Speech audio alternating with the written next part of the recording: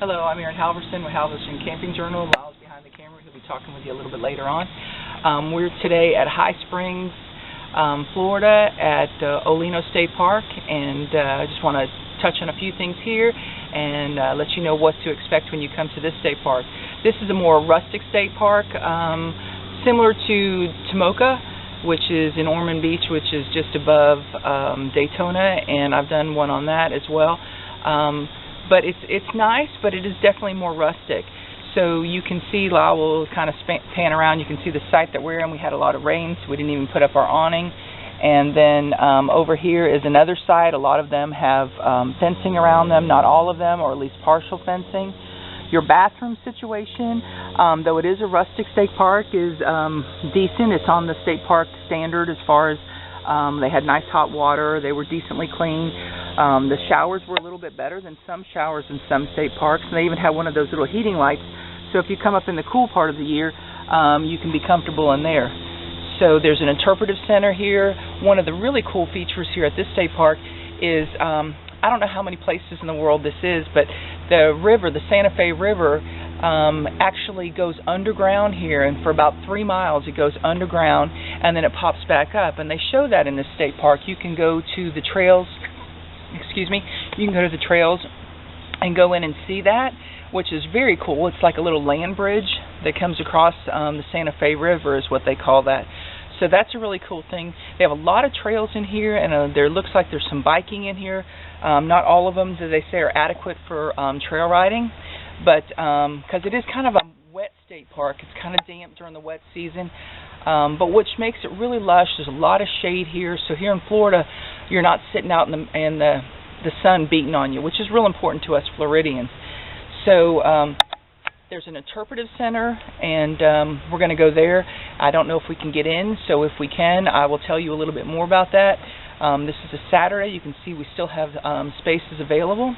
One more thing I want to talk to you about is the Ichetucknee Springs State Park. It's just a couple miles from here. This might be a great place to stay if you want to go and go down that river in a tube. Let me tell you a couple things about that, though. You have to bring your own tube, and they said on Saturday you need to be lined up to go down that river by 7:30 in the morning, because they only allow 750 passengers every day to go down it. So it's a really popular ride, especially during the summertime or when it's warmer, and it's only open from Memorial Day to Labor Day. But this would be a great little place to stay if you were wanting to take that in with your family.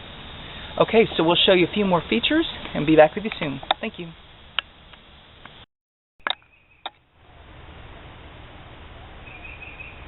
Here at Olino State Park, this is the playground that's right here in the middle of the campground loop, Magnolia Loop. Nice modern equipment, swings, bars. This particular campground, the road coming in gets a bit tight. Turning, twisting, bumpy, but that's one of the beauties of the family atmosphere here. The campers coming in and out don't go very fast, the speed of the tow vehicles or motorhomes. So there's not as much chance that you're going to have to watch out for a RV. A little bit more safe, laid back. Here's one of the sites. This one shows probably that it can accommodate a, I'm going to guess, 40-foot RV. And again, no paved sites that I can tell. I think they have a site here that might be listed as being able to take a 45-foot RV, but it's a tight loop road. So while very rustic, private, we enjoyed it. Just need to be sure that you don't plan on bringing a 50-foot RV into here, maybe. Okay, thanks. Okay, this park has so many things to offer. I'm going to talk about a few things, but you're going to want to go online and see all the things that they have available to you here. They have equestrian trails here with over 20 miles of equestrian riding and 20 stalls with primitive camping right near. It's all on a first come, first served basis.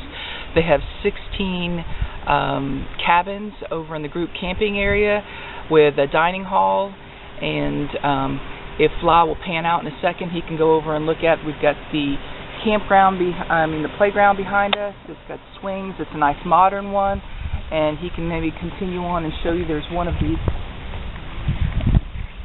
pavilions off in the distance behind this nice bathroom here that has a nice place for a large group to eat that you could rent. And then behind us, when Lyle comes back, he'll show you that the river is down here, and you can launch your canoe down here. I think there's another location as well. There's a nice little picnic with a cover-up for lots of places that you could actually sit down there. But it doesn't look like the swimming area is open. They're showing alligator signs, which is pretty typical here in Florida. It's because of flooding. Oh, for flooding, so it's a safety issue. But they are showing be cautious of the alligators, which here in Florida you need to always be cautious whenever there's water. And then there's a suspension bridge that the CCC built over there. This has actually grown up quite a bit in the last several years. This is a very nice place. They have a nature center and an interpretive center here. So there's several things to do. It would be a great place for your family to come. And the campground loops are more primitive, but I think this is a wonderful place that you could really enjoy with your family. So subscribe. We'll see you next time.